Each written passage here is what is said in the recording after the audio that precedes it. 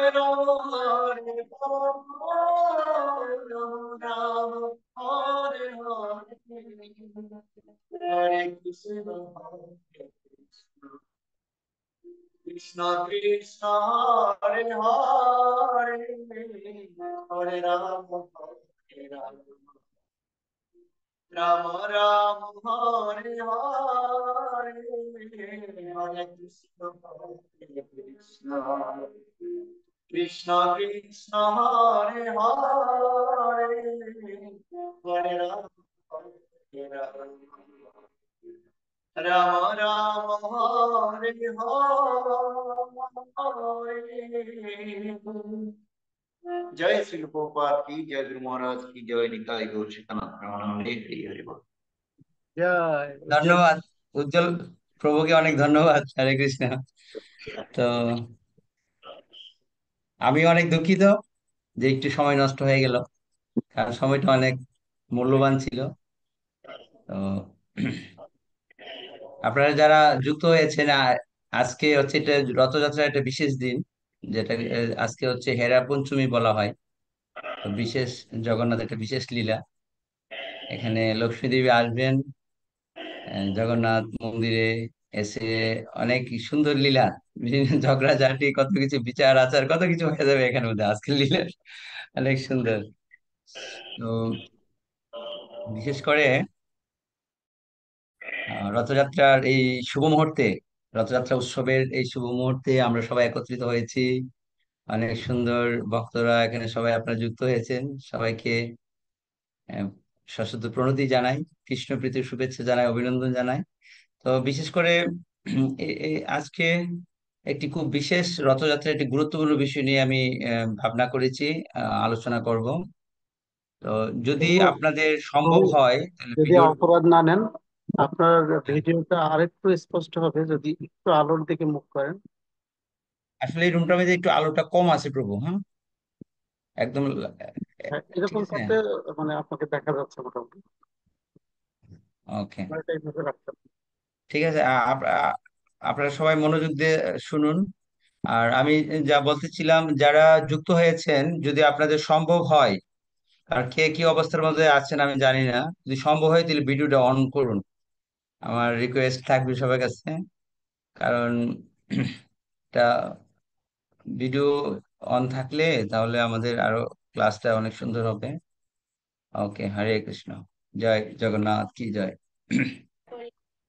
ওম অজ্ঞানতিমিরান্ধস্য জ্ঞানাঞ্জনশলাকয়া চক্ষুरुन्मीलितं येन तस्मै श्रीगुरुवे नमः। नमो ओम विष्णुपादाय कृष्णप्रेष्ठाय भूतले श्रीमते भक्तिवेदांत स्वामिनीति नामिने। नमस्ते सरस्वती देवे गौरवाणी प्रचारिणे निर्विशेष शून्यवादी पाश्चात्य देशतारिणे नीलाचल निवासाय नित्याय परमात्मने बलभद्र सुभद्राभ्यां जगन्नाथाय ते नमो। जय श्री कृष्ण चैतन्य प्रभु नित्यानंद श्री अद्वैत गदाधर शिवासादि गौर भक्तबिंद। हरे कृष्णा कृष्णा कृष्णा हरे हरे, हरे राम राम राम हरे हरे। जय श्री श्री जगन्नाथ बलदेव सुभद्रा महारानी की। রথযাত্রা মহা উৎসব কি। রথযাত্রা হচ্ছে অনেক আনন্দময় উৎসব। আর ভগবান কৃষ্ণ উৎসব উপভোগ করতে খুব পছন্দ করেন। ভগবান কৃষ্ণের যে প্রিয় হচ্ছেন, ভগবান সাজতে খুব পছন্দ করে আর স্নান করতে খুব পছন্দ করে।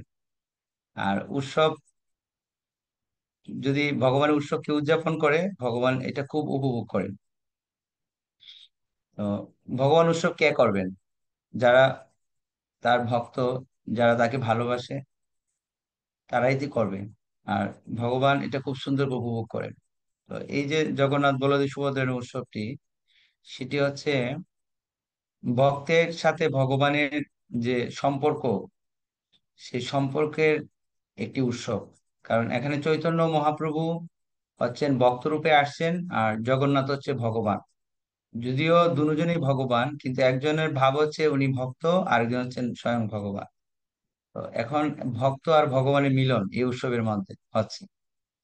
তো মহাপ্রভু এই রথযাত্রার যে ইতিহাস, সেটা বিশেষ করে ব্রহ্মমত বা গৌড়ীয় সম্প্রদায় এই মহাপ্রভুর মাধ্যমেই এই রথযাত্রা মহিমাটা এই জগতে আরো বিস্তৃতি লাভ করেছেন। এবং মহাপ্রভু খুব আনন্দ উপভোগ করতেন এই রথযাত্রা উৎসবের সময়। তো রথযাত্রার অনেকগুলো প্রেক্ষাপট আছে। বিশেষ করে স্নান যাত্রা, অক্ষয় তৃতীয়া থেকে এই রথযাত্রা শুরু হয়ে যায়। তখন জগন্নাথের রথ আহ, কার্য স্টার্ট হয়। তারপরে জগন্নাথের স্নান যাত্রা হয়। তারপরে গুন্ডিচা মন্দির মার্জন উৎসব হয়। তারপরে রথযাত্রা স্টার্ট হয়, এবং রথযাত্রার মধ্যে আহ অনেক লীলা হয় জগন্নাথ এবং মহাপ্রভুর মধ্যে। তারপরে হেরা পঞ্চমী তিথি আজকে উদযাপিত হচ্ছে, আজকে পঞ্চম দিন রথযাত্রার। তো এই এই নিয়ে আবার উল্টো রথযাত্রা।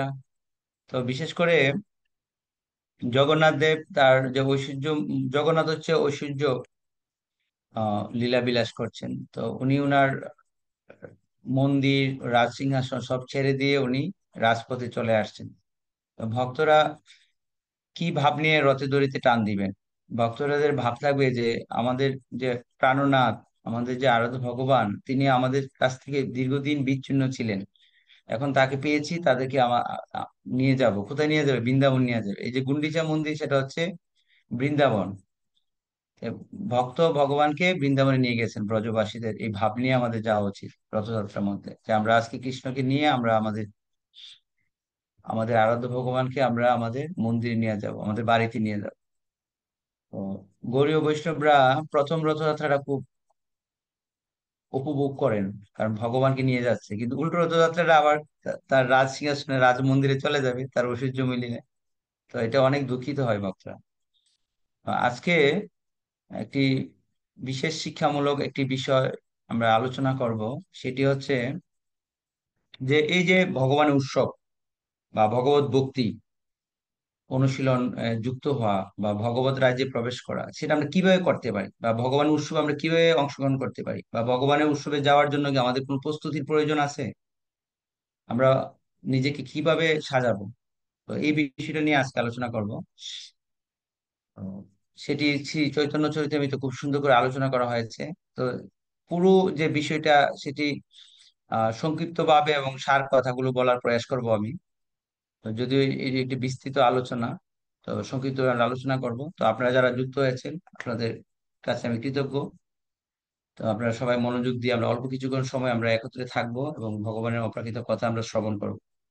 তো চৈতন্য মহাপ্রভু জানেন, চৈতন্য মহাপ্রভুর লীলা অনেক গভীর, অনেক গভীর।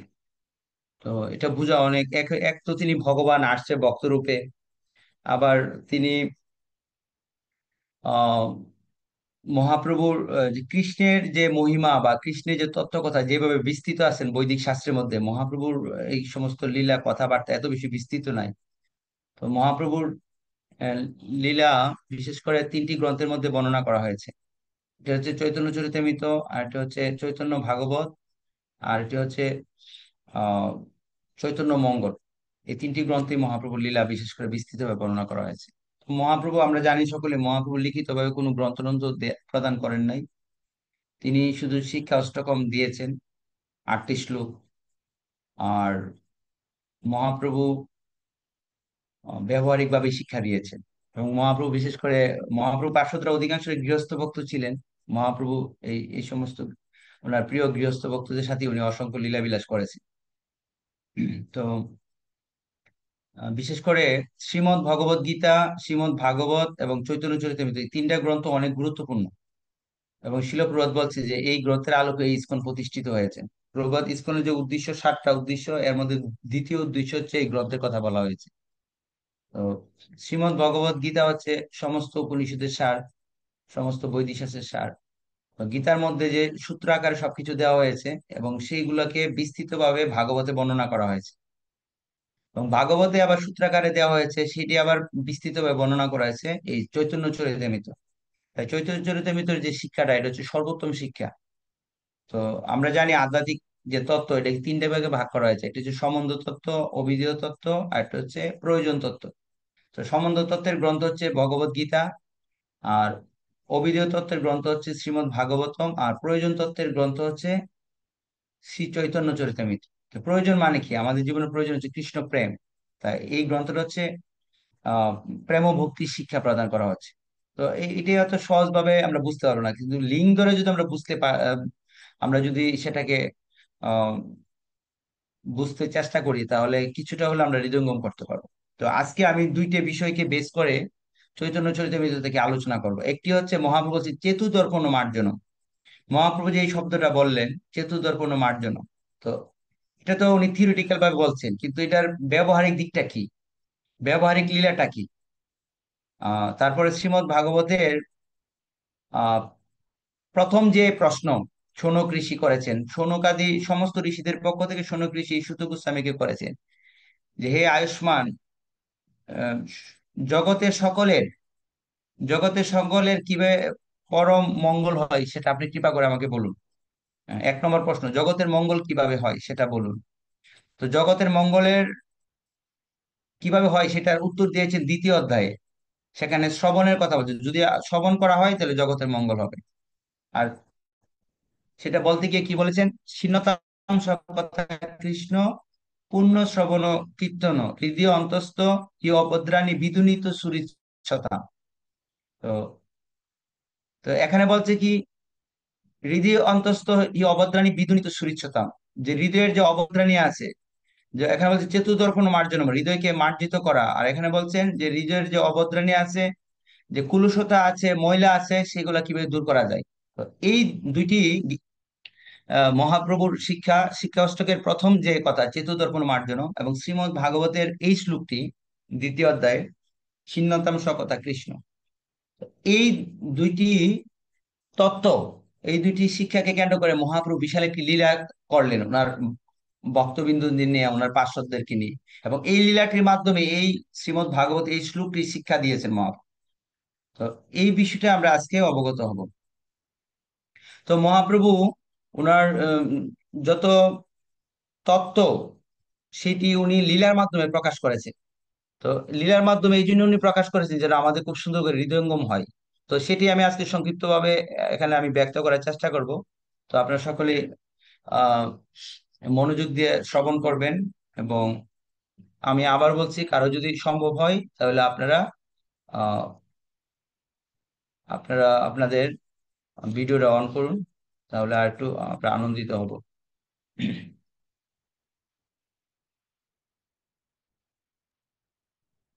কৃষ্ণ প্রভুজি, একটু ক্ষমা করবেন, আমি মন্দিরের মানে সেবার প্রস্তুতি নিচ্ছি, তো এই হম জন্য হম, ওকে ভিডিওটা ওকে বন্ধ করতে। ওকে, আমি তো বলছি যাদের সম্ভব হয়। হ্যাঁ, ওকে। তো আমরা এখন চৈতন্য চরিত্রে প্রবেশ করব, এবং যেহেতু আমাদের অল্প সময়, একটা ব্যাপক প্রস্তুতি আমার ছিল, কিন্তু যেহেতু সময়টা অল্প, তাই সংক্ষিপ্ত বলার চেষ্টা করবো। আপনারা সবাই মনোযোগ দিয়ে শ্রবণ করবেন। তো আপনারা দেখতে পাচ্ছেন না? ওকে। তো এটি হচ্ছে চৈতন্য চরিতামৃতের মধ্যলীলার দ্বাদশ অধ্যায়ের 71 নম্বর ইয়ে থেকে আমি শুরু করব। তো আপনারা জানেন যে মহাপ্রভু অত্যন্ত সুন্দর লীলা উনি করেছেন। তো মহাপ্রভুর একজন ভক্ত ছিলেন, মহাপ্রভুর প্রতি আকৃষ্ট হয়েছেন, তিনি হচ্ছেন রাজা মহারাজ প্রতাপ রুদ্র। তো মহারাজ প্রতাপ রুদ্র, তো মহাপ্রভুর সান্নিধ্যে আসার অনেক প্রয়াস করেছেন কিন্তু পারেন নাই। কিন্তু মহাপ্রভু একসময় বলছেন, ঠিক আছে, ওনার সন্তানকে বলো আমার সাথে দেখা করার জন্য। তো কোথাও যদি পিতা যদি না যেতে পারেন, তো সেখানে যদি পুত্র যায় তাহলে পিতা যাওয়ার সমান হয়েছে। তো এইভাবে প্রতাপরুদ্র রাজার পুত্রকে মহাপ্রভু কৃপা আশীর্বাদ করলেন।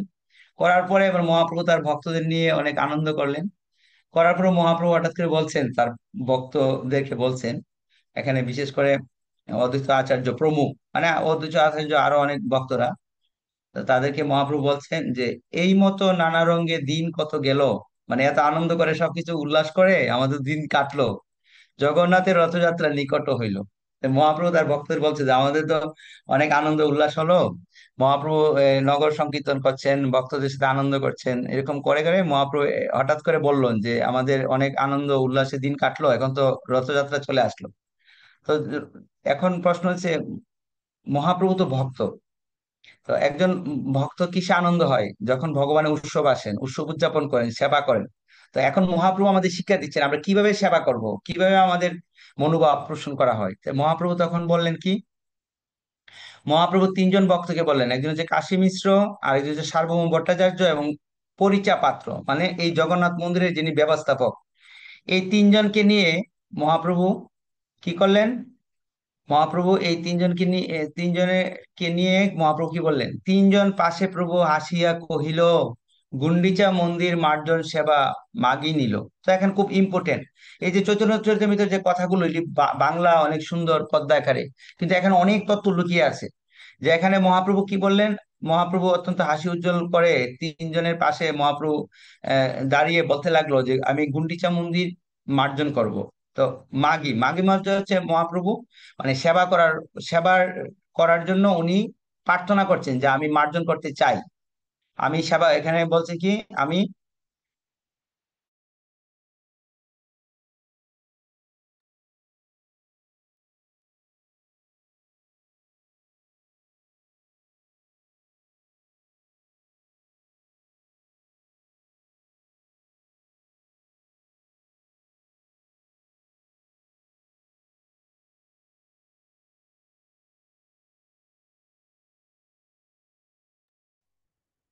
হ্যাঁ, তোমার প্রভুর নেটওয়ার্ক জনিত কোনো প্রবলেম হয়েছে হয়তো, আমরা অপেক্ষা করবো।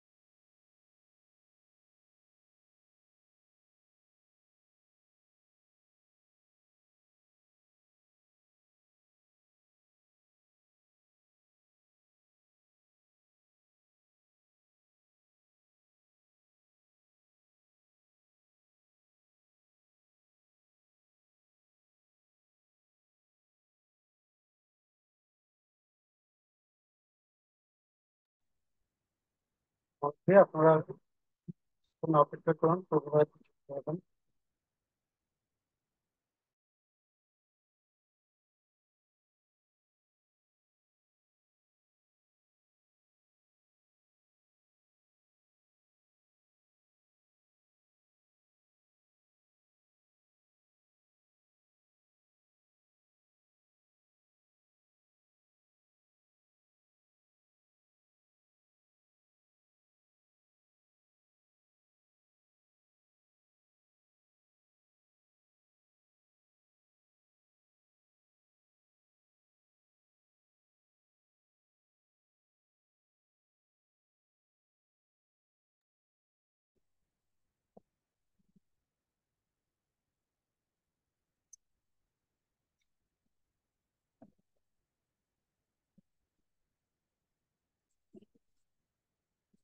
হরে কৃষ্ণ। সুধী ভক্তবৃন্দ, এই মুহূর্তে আমাদের কিছুক্ষণ অপেক্ষা করার ছাড়া কিছু করার নেই। প্রভু একটা সুন্দর বিষয়ে উপস্থাপন করতেছিলেন।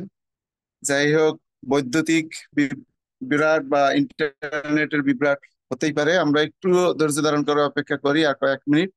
তারপর যখন প্রভু আসবে তখন আমাদের সমস্ত কি বা অপেক্ষা দূর হবে।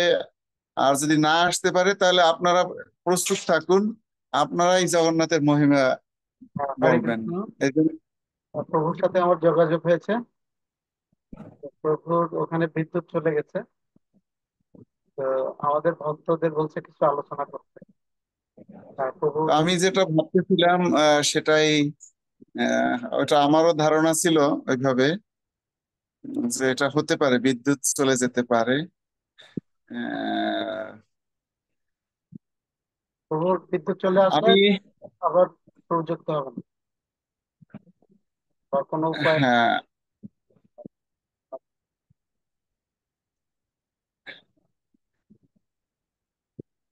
তো যারা স্বেচ্ছায় বলতে চান একটু জগন্নাথের মহিমা বলুন।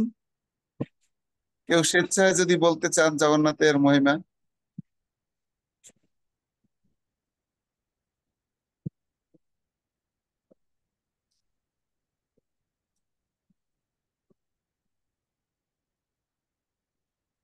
বনমালিনী মাতাজি, না আপনি হ্যাঁ হ্যাঁ, মাতাজি আপনি বলতে চাচ্ছেন।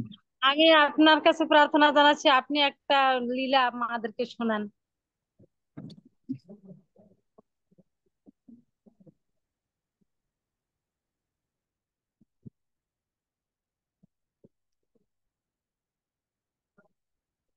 হরে কৃষ্ণ। তো আমরা সকালেই পাঠ করতেছিলাম যে কোনো কিছু বলতে গেলে আগে প্রস্তুতি নিতে হয়। হ্যাঁ।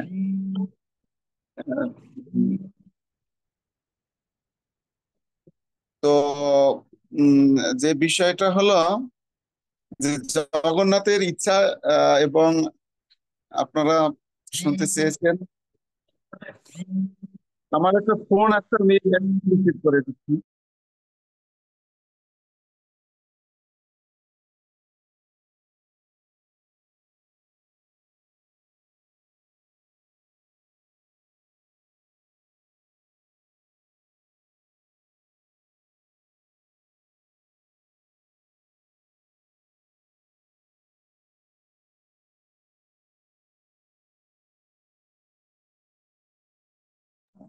আমাদের একজন জ্যেষ্ঠ ভক্ত শ্রীমান রাঘবেন্দ্র কৃষ্ণ দাস প্রভু, উনি ফোন করেছেন, তাই দুইবার করে ফোন, একবার কেটে দিয়েছি, পরের বার আর কাটতে পারলাম না। হ্যাঁ, রিসিভ করতে হলো। হ্যাঁ, প্রবীর দাস প্রভু যোগদান করেছেন মাতাজি। এই যে বললাম না যে সবকিছু জগন্নাথের ইচ্ছা। হ্যাঁ। হরে কৃষ্ণ। প্রভু একটা অনেক সুন্দর বিষয় নিয়ে আলোচনা শুরু করেছেন। আমি এই জন্য বলতেছিলাম যে আমরা অপেক্ষা করা ছাড়া এই মুহূর্তে আমাদের কিছু করার নেই, প্রভুর কাছ থেকেই আমরা শুনি মাতাজি। হরে কৃষ্ণ।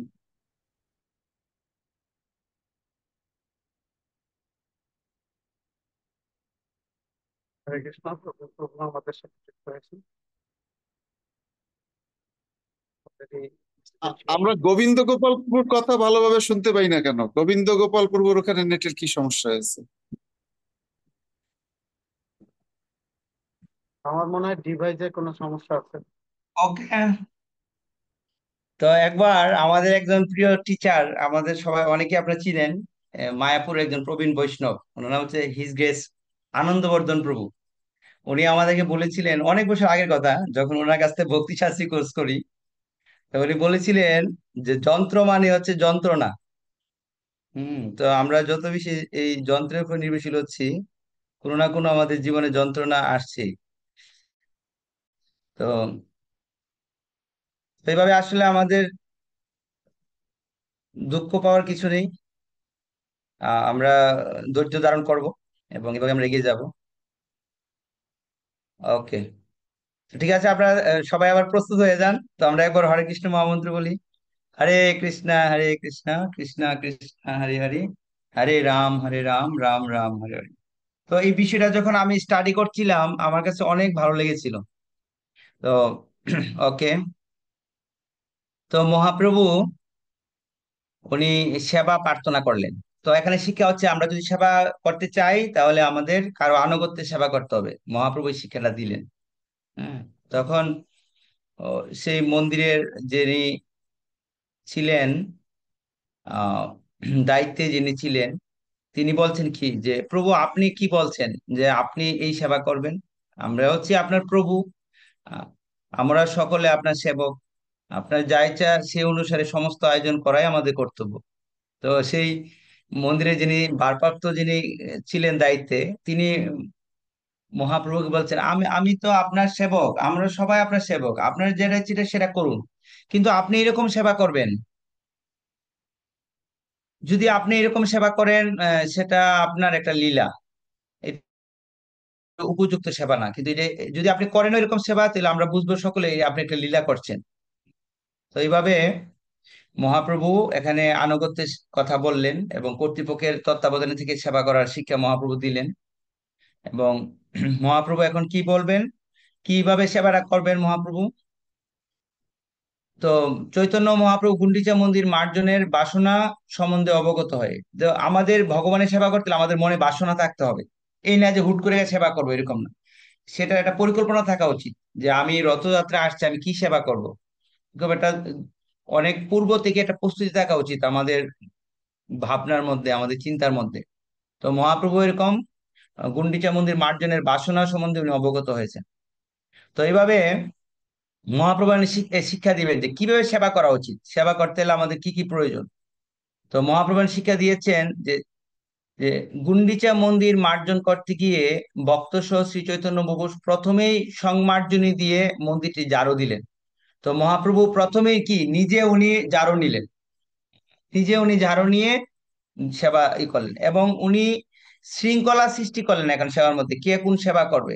তো এখানে আমরা যখন সেবার যখন আমরা করব, তখন এখানে আমাদের শৃঙ্খলা থাকা উচিত, আমাদের বুদ্ধিমত্তা থাকা উচিত, এবং খুব সুন্দর ব্যবস্থাপনা থাকা উচিত, এবং সিনিয়র জুনিয়র এই অনুসারে সেবার দায়িত্ব দেওয়া উচিত। তো এখানে মহাপ্রভু এই যে এখানের এই শিক্ষাগুলো মহাপ্রভু এখানে আমাদের প্রদান করতে লাগলেন।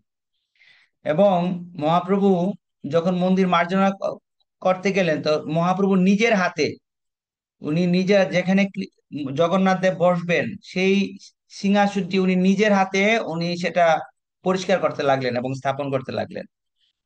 এবং এখানে বলছে, ছোট বড় মন্দির কইল মার্জন সুদন, পাচে তৈছে সুদিল শ্রী জগমোহন।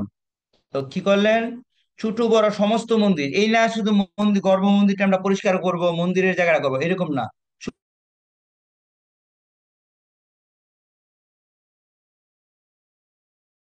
একটি মন্দিরের দুইটা খুব গুরুত্বপূর্ণ দিক, একটি হচ্ছে যে আহ, মন্দির পরিষ্কার পরিচ্ছন্ন কিনা, আরেকটি হচ্ছে তুলসী মহারানী, ওই মন্দিরের তুলসী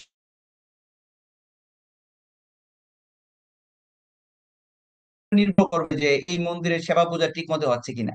তো এটা অত্যন্ত গুরুত্বপূর্ণ, এই যে মন্দির মার্জন পরিষ্কার পরিচ্ছন্ন, এটা অত্যন্ত গুরুত্বপূর্ণ।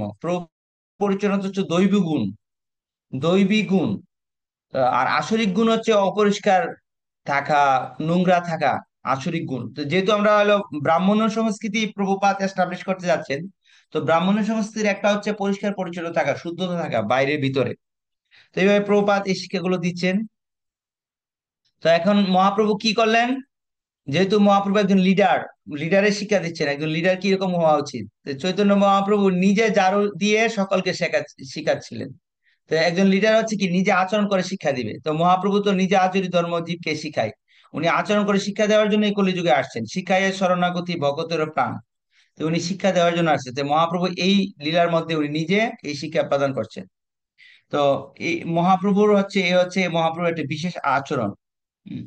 তো যদি কেউ, শ্রীমদ্ ভগবত গীতায় বলছে কেউ যদি নেতৃত্ব দিতে চায় বা তার কি যোগ্যতা, তো গীতায় বলছে যে যৎ যৎ আচরি শ্রেষ্ঠ তত্ত্বত এবং ইতর জন সযৎ প্রমাণম লোকতে লোকস্তৎ অনুবর্ততে। তো শ্রেষ্ঠ ব্যক্তিরা যেটা আচরণ করবেন, সাধারণ মানুষটা এটা অনুসরণ করবেন, এবং তিনি যা প্রমাণ বলে মনে করবেন সেটাই সবাই মানবেন।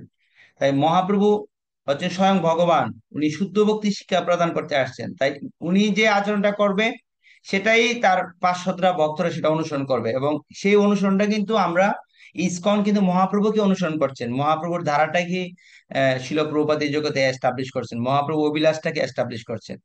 তো এভাবে শিক্ষা দেওয়া হয়েছে। তো আমরা দেখতে পাই শিল প্রভুপাদ অনেক, জর্জ হ্যারিসন, আপনারা জানেন প্রভুপাদের একজন প্রিয় শিষ্য জর্জ হ্যারিসন। তো জর্জ হ্যারিসন প্রভুপাদের কাছে গিয়ে বলছেন যে যে আমি কি মাথা মুন্ডন করব, কারণ জর্জ হ্যারিসন তো একজন রকস্টার ছিলেন। তো ওদের স্বাভাবিক চুল বড় থাকে বা একটু ড্রেস বা শিল প্রভুপাদ বলছেন না, তুমি তুমি তোমার এই অবস্থার মধ্যে থাকো, কিন্তু তুমি এই অবস্থা থেকে তুমি কৃষ্ণের নাম কীর্তন করো, তাহলে জগতে প্রচার হবে। তো শিল প্রভুপাদ একবার কুম্ভ মেলার মধ্যে আহ উনি ভোরবেলা স্নান করতে ওনার শিষ্যরা একটু ইতস্তত করতেছেন। তো প্রভুপাদ বললো যে ওরা তো স্নান করবে না। তো প্রভুপাদ সবার আগে ঘুমতে উঠে উনি কল চেপে চেপে উনি স্নান করতে শুরু করলো। যখন ওনার শিষ্যরা দেখলো যে শিল প্রভুপাদ স্নান করছেন এই শীতের মধ্যে উনি একা একা গিয়ে, তো আমরা তো ইয়াং, আমাদের তো অনেক শক্তি সামর্থ্য আছে, তো আমরা কেন করবো না? তো সবাই স্নান করতে গেলেন। তো এইভাবে শিল প্রভুপাদ অনেক আচরণের মাধ্যমে শিক্ষা দেওয়া হয়। তাই প্রভুপাদ বলছে এই কলিযুগে কেউ যদি বেশি উপদেশ দেয় বা শুধু খালি মুখে মুখে বলে, এটা মানুষে গ্রহণ করবে না। সবচেয়ে ভালো নিজে আচরণ করার মাধ্যমে ফ্যামিলির অন্যরাও সেটা অনুসরণ করবে। তারপরে মন্দিরের মধ্যে সেটা অনুসরণ করবে। তো এইভাবে করলো। তো একবার ছিল রাধানাথ স্বামী গুরু মহারাজ, উনি একটা মন্দিরে গিয়ে ওখানে ভক্তরা বলছে যে বাথরুমটা অনেক নোংরা হয়ে আছে, তোমরা এটা পরিষ্কার করো। তো ভক্তরা ওনার কথা ওইভাবে বুঝ তো অবহেলা করছেন বা করছেন না। তো ভক্তরা যখন প্রসাদ পাইতে গেলেন, মহারাজ কি করলেন, উনি বাথরুম পরিষ্কার করতে শুরু করে দিল।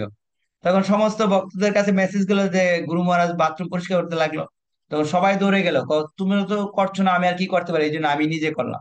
তো এইভাবে শিক্ষা দিচ্ছেন আচার্যরা নিজে আচরণ করে আমাদেরকে। তো আমরা দেখতে পাই যে পুরীর যখন জগন্নাথের রথ স্টার্ট হয় এর পূর্বে কিন্তু সেখানকার যিনি প্রধান রাজা মহাপ্রভুর সময় মহারাজা প্রতাপরুদ্র উনি নিজে ঝাড়ু ঝাড়ু দিতেন, জগন্নাথের রাস্তা ঝাড়ু দিয়ে পরিষ্কার করতেন। তো একজন মহারাজ হয়ে একজন রাজা হয়ে উনি ঝাড়ু দিচ্ছেন। তো এর মাধ্যমে কি শিক্ষা দেওয়া হচ্ছে, যে এটা একটা আচরণ, যে যেহেতু উনি ভাবছেন যে অনন্ত কোটি ব্রহ্মাণ্ডের রাজা, রাজাধিরাজ জগন্নাথ যাবেন, আর আমি কি, আমি ক্ষুদ্র, আমি ঝাড়ু দিলে আর কি সমস্যা। তো এইভাবে কিন্তু এই ঝাড়ু দেওয়ার যে শিক্ষাটা সেটা কিন্তু এইভাবে প্রবর্তন করছে। এবং আমাদের আচার্য ছিল ভক্তিবিনোদ ঠাকুর, তিনি কি কি বলছেন যে আমি হচ্ছে নামহট্টে ঝাড়ুদার। উনি একজন ডেপুটি ম্যাজিস্ট্রেট ছিলেন এবং ওনাকে বলা হয় সত্যম গোস্বামী। তো উনি এমন একজন মহান আচার্য, উনি নিজে বলছেন, দাবি করছেন যে আমি হচ্ছি নামহট্টের জারুদার। তাহলে আমাদের কি অবস্থা হবে? তো এই যে জারু দেওয়া বা পরিষ্কার পরিচ্ছন্ন করা, এটা কিন্তু আমাদের আচার্যরা ওনারা শিক্ষা দিয়েছেন, সেইভাবে করে। এবং আমরা আমরা একটি আপনাদের সবার একটি মনে আছে উজ্জয়ন মন্দির যখন মানে উদ্বোধন হয়, তো ও ঠিক এর পূর্বে স্বয়ং মন্দির মার্জন করেছেন গুরু মহারাজ, এবং উনি জারু দিয়েছেন। তো এই যে যে আচরণগুলো, সেই আচরণগুলো আচার্যরা ওনারা নিজে আচরণ করে আমাদের শিক্ষা দিয়ে, ঠিক এখানে মহাপ্রভু শিক্ষা দিচ্ছেন। তো এখন যে ভগবানের সেবা আমরা কিরকম, ভগবানের সেবা করতে গেলে আমাদের কিরকম অনুভব থাকা উচিত, এটা এখন মহাপ্রভু বলছেন যে ভগবানের সেবা করতে গেলে আমাদের কি করা উচিত, আমাদের প্রেম উল্লাসে প্রেমানন্দে ভগবানের সেবা, একদম দিব্য আনন্দে কৃষ্ণ নাম সহযোগে, এবং সবাই হরে কৃষ্ণ মহামন্ত্র কীর্তন করবে এবং ভগবানের সেবা করবে। তো এইভাবে এখানে শিক্ষা দেওয়া হচ্ছে যে হাতে করে, যে হাতে আমাদের কাজ থাকবে কিন্তু মুখে আমরা ভগবানের নাম বলবো। তো সেবা আর কাজ এক না। সেবাটা হচ্ছে ভগবানের প্রীতি বিধান করে, আর কাজ হচ্ছে নিজের ইন্দ্রিয় তৃপ্তি করে। তো আমরা ভগবানের সেবা করি। তো এই যে আহ এখন বর্তমানে যুগে এই যে মানে আধ্যাত্মিকতাটাকে মানুষ এত নিচে নেমে আসছে, মানুষ বুঝতে পারে না। যেমন এখন বিভিন্ন মেডিটেশন সেন্টার হচ্ছে, বাবা এই যে একটা আধ্যাত্মিকতা, কিন্তু এরকম দৈহিক যে প্র্যাকটিস করা কোনো কিছু করা, এটা কিন্তু যুগ অভ্যাস না। তো এই কলিযুগে মহাপ্রভু এরকম শিক্ষা দিয়েছেন যে তুমি এরকম ভাবে এক জায়গায় বসে যোগ অভ্যাস করা, ধ্যান করা, মেডিটেশন করা এটা সম্ভব না। তাই তুমি কাজ করো আর তুমি ভগবানের নাম কীর্তন করো। তো এইভাবে আমাদের শিক্ষা দেওয়া হচ্ছে কায় মনোবাক্যে ভগবানের সেবা করতে হবে। আমাদের দৈহিকভাবে ভগবানের সেবা করব, আর হৃদয় দিয়ে আমরা ভগবানকে স্মরণ করব, আর আমরা মুখ দিয়ে ভগবান নাম উচ্চারণ করবো। তো মহাপ্রভু এখানে এই শিক্ষাটাই উনি এখানে দিলেন। তো মহাপ্রভু যখন এরকম ধুলা বালু এই কাঙ্কর সবকিছু পরিষ্কার করছে, তোর মহাপ্রভুর মুখমন্ডল কেমন হয়ে গেল। এখানে বলছেন যে ধুলির দূষণ ধূসর তনু দেখিতে শুভন, কাহা কাহা অশ্রু জলে করে সংমার্জন। তো মহাপ্রভু যখন এই যে মহাপ্রভুর ভাব এখানে বলছেন, মহাপ্রভুর এই ধুলা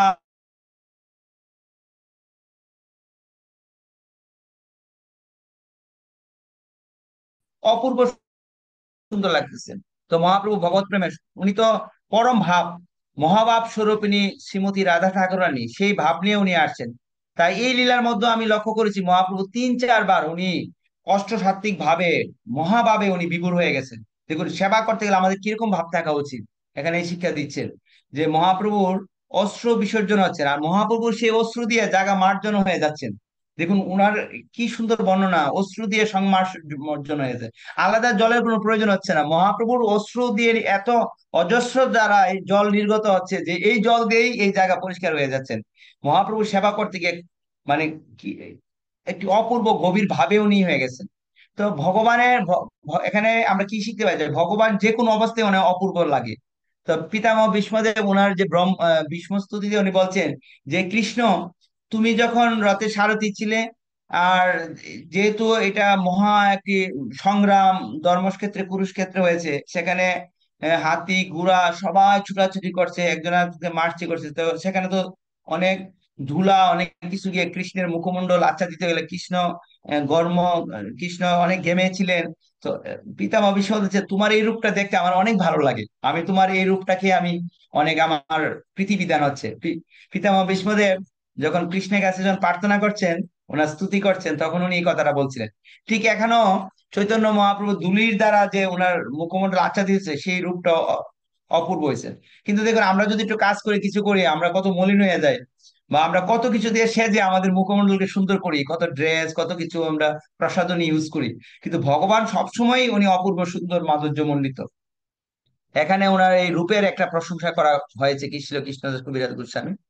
তো এইভাবে ভগবান সর্বাবস্থায় উনি স্ত্রী সম্পূর্ণ, এবং উনি সবসময় মানে মহাভাবে উনি কৃষ্ণের সেবা উনি সম্পাদন করেন। তো এইভাবে আমরা ভগবানের যে সেবার একটা ভাবেরও প্রয়োজন আছে। যেমন দেখুন বিদুরের স্ত্রী যখন ভগবানকে দেখলেন উনি এতটাই ভাবে বিপুল হয়ে গেলেন যে ভগবানকে কলা দিচ্ছে না কুশা দিচ্ছে উনি এটা বুঝতে পারছেন না।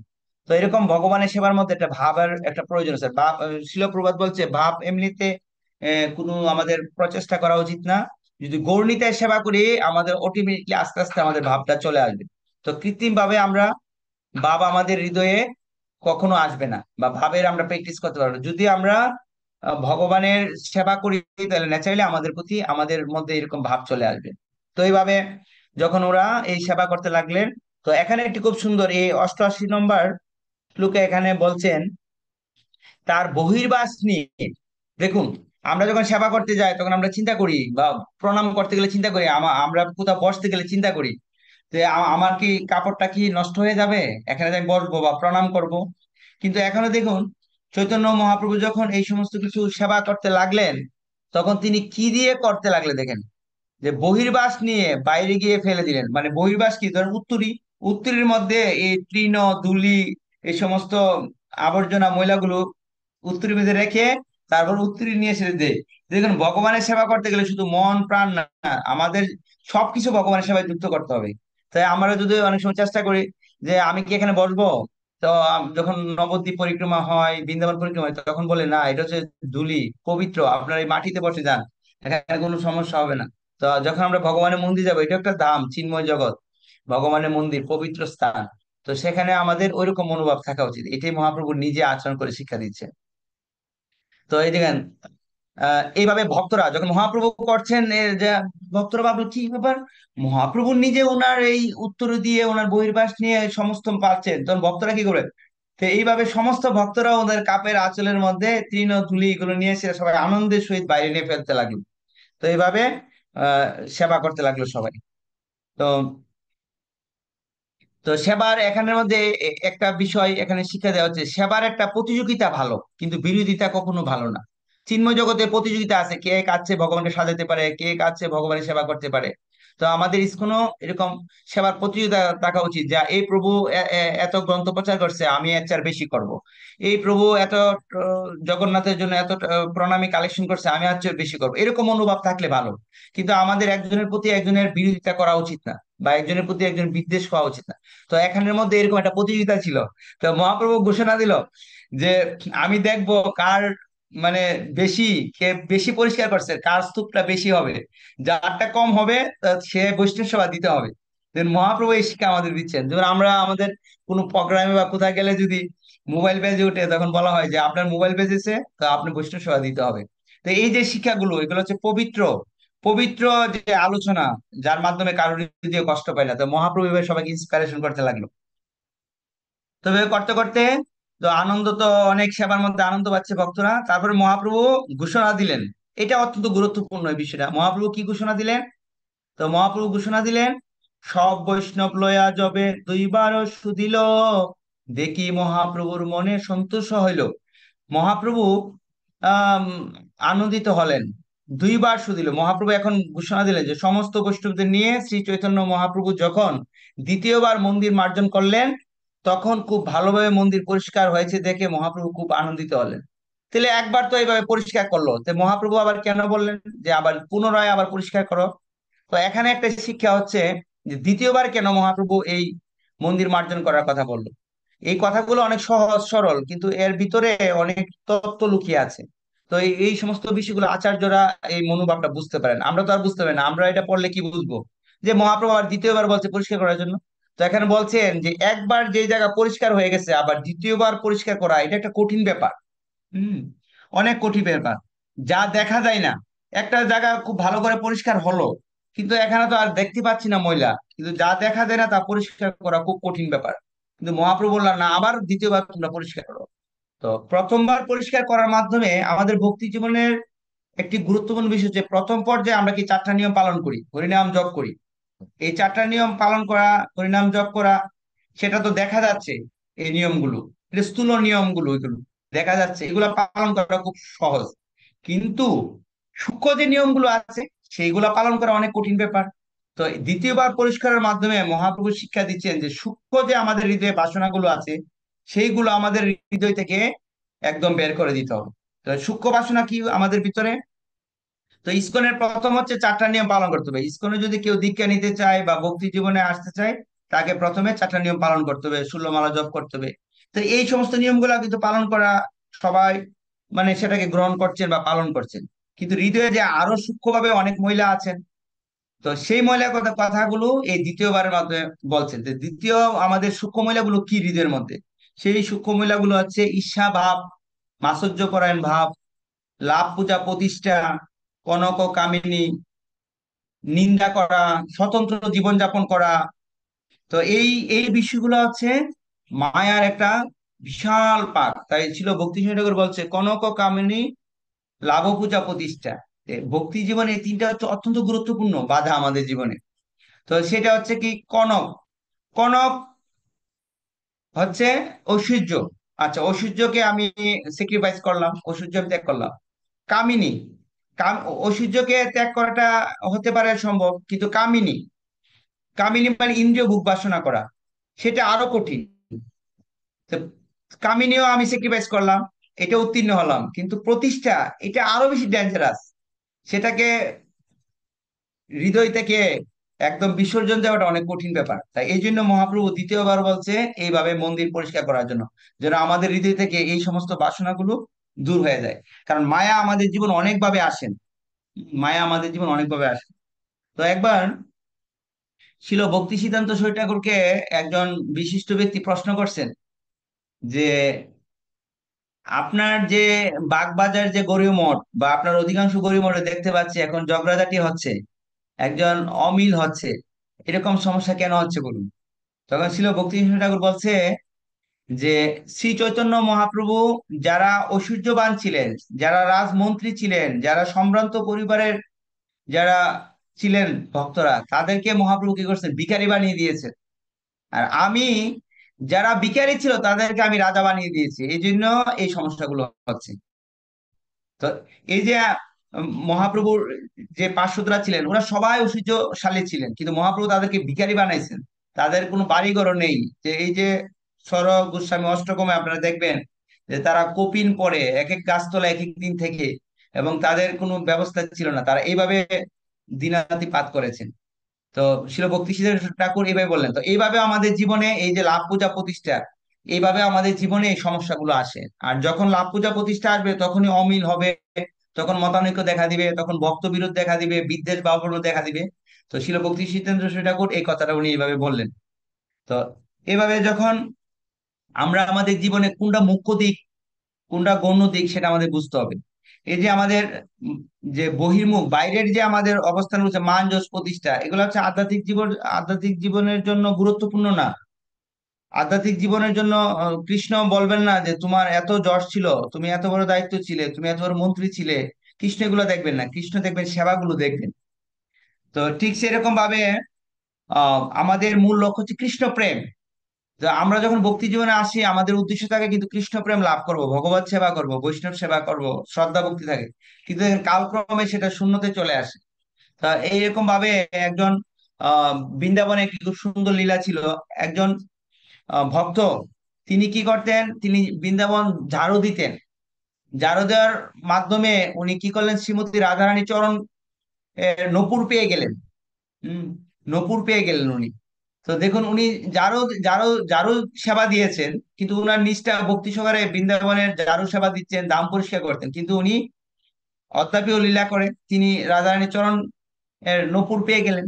তো ঠিক সেরকম ভাবে আমরা যদি ভাবি যে আমাদের সেবা অনেক উন্নত সেবা থাকতে হবে, অনেক পরিপাটি থাকতে হবে, আমি কেন এরকম সেবা করবো, কিন্তু সেবার মধ্যে কোনো তারতম্য নয়, এটাই এখানে এই শিক্ষাটা দেওয়া হলো। তো ভক্তি জীবনটা হচ্ছে যেমন ছিল রূপ গোস্বামী পাদ, উনি বলছেন যে ভক্তির সমিত সিন্ধু। ভক্তিটা হচ্ছে, ভক্তি জীবন হচ্ছে সাগরের মতো।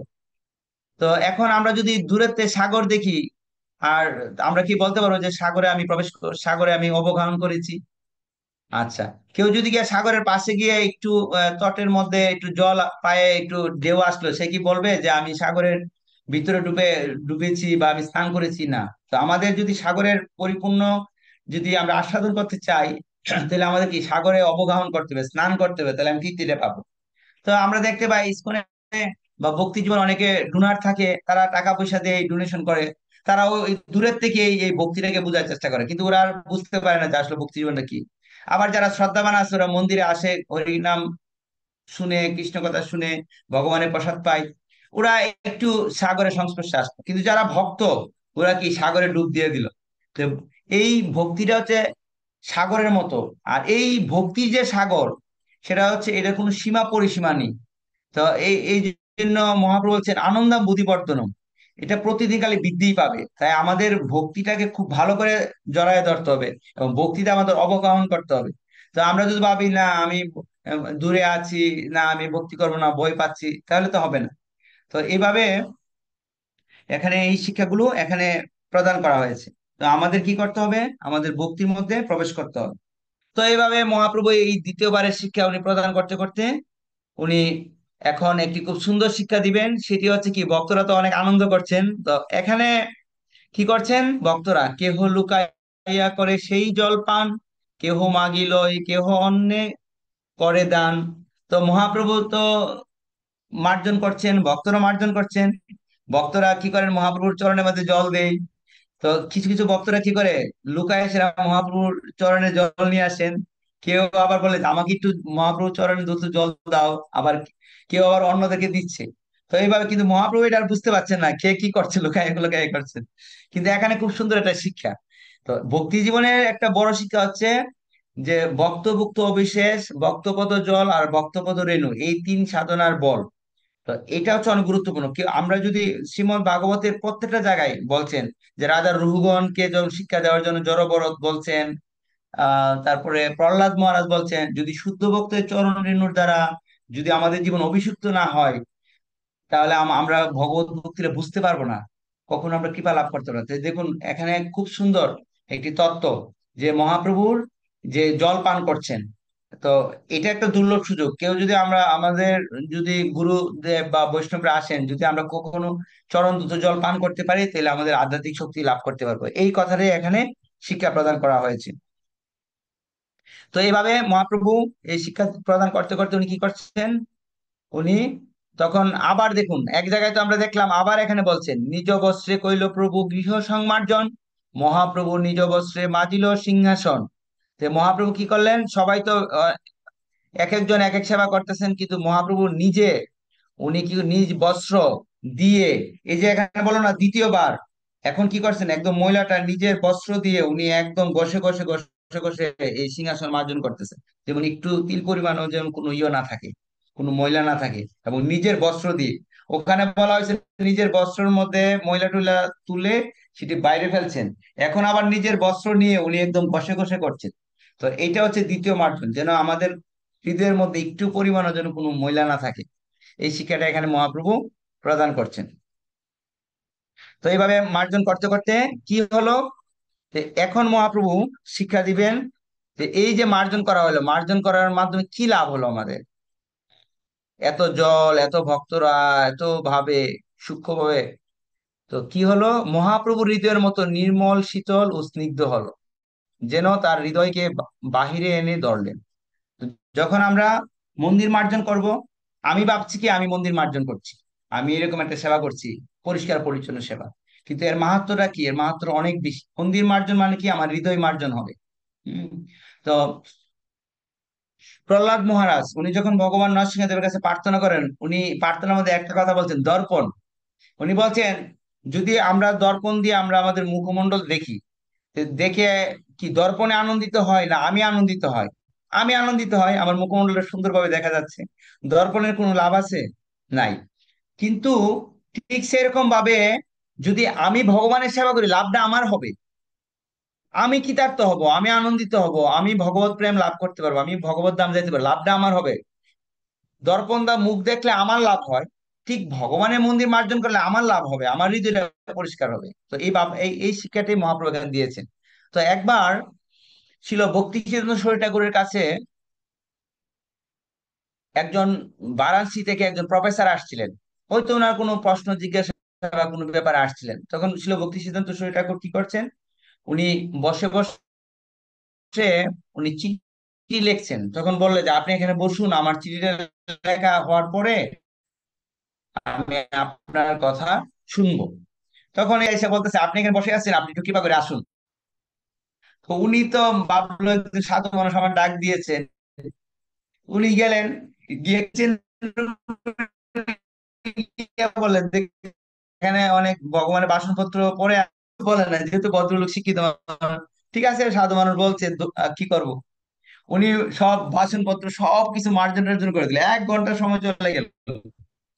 আর ভক্তি সিদ্ধান্ত ঠাকুর ভাবলেন যে কোথায় উনি আসতো, উনি এখন কোথায় গেল। তখন পরে বললো কি আপনি কোথায়? তো আমি একটু একজন বৈষ্ণব আমি দেখেছিলাম, আমি গিয়েছিলাম। উনি পুরো ঘটনাটা বলে নাই। তো বলছে আপনি বসুন, আপনার মনে কি প্রশ্ন বা কেন আসছেন বলুন। তখন উনি বলছে যে আমি যে প্রশ্ন নিয়ে আসছিলাম বা আমি আপনার কাছে যে কারণে আসছি, আমার সব উত্তর আমি পেয়ে গেছি। তো এর মাধ্যমে কি হচ্ছে, যখন আমরা শুদ্ধ ভক্ত সংস্পর্শে যাই বা ভগবত সেবা করি, তখন আমাদের যে মনের যত প্রশ্ন আছে, যত আমাদের মানে সমস্যা আছে, এগুলো ন্যাচারালি দূর হয়ে যায়। ন্যাচারালি দূর হয়ে যায়, তখন আর গুরুদেবের কাছে গেলে কোনো প্রশ্ন আর হয় না, গুরুদেবকে দর্শন করার মাধ্যমেই সমস্ত প্রশ্নের উত্তর খুঁজে পাওয়া যায়। হম সমস্ত প্রশ্নের উত্তর হয়। যেমন যখন অক্রূর অক্রূর যখন ভগবানকে দর্শন করলেন জলের মধ্যে, তখন অক্রূরের ভাবলেন কৃষ্ণ এরকম সবকিছু দর্শন করলেন। তো কৃষ্ণ তো সবাই হৃদয়ের কথা জানে। তখন অক্রূর যখন আসলেন, অক্রূরকে কৃষ্ণ প্রশ্ন করলেন যে তুমি কি কোনো কিছু দেখেছো, তুমি কোনো কিছু কি ভাবনা করতেছো? অক্রু বলতেছে প্রভু কি আর বলবো, আপনার মধ্যে তো সব আছে, এই অনন্ত কোটি বিশ্ব মানে সমস্ত কিছু তো আপনার মধ্যে আছে, আর কি ভাবনা করবো। ঠিক সেরকম ভাবে যাকে পেলে সবকিছু পাওয়া হয়ে যায়, তাকে আমাদের পাওয়া উচিত। আর তাকে পাওয়ার জন্য আমাদের সবকিছু স্যাক্রিফাইস করা উচিত।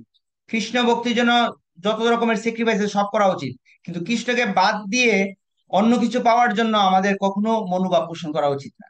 তাহলে আমরা কখনো স্যাটিসফাই হতে পারবো না। তো এখানে বলছেন যে এরকম ভাবে কি করলেন, সমস্ত পরিষ্কার পরিচ্ছন্নতার মাধ্যমে হৃদয় কি হলেন, হৃদয় শীতল হলেন এবং স্নিগ্ধ হলেন। এটা হচ্ছে প্রস্তুতি। এই যে জগন্নাথের রথ আসবে না, এখন যদি আমার হৃদয় নির্মল না হয়, হৃদয় স্নিগ্ধ না হয়, পবিত্র না হয়, তাহলে আমি জগন্নাথের সেবা কিভাবে করব?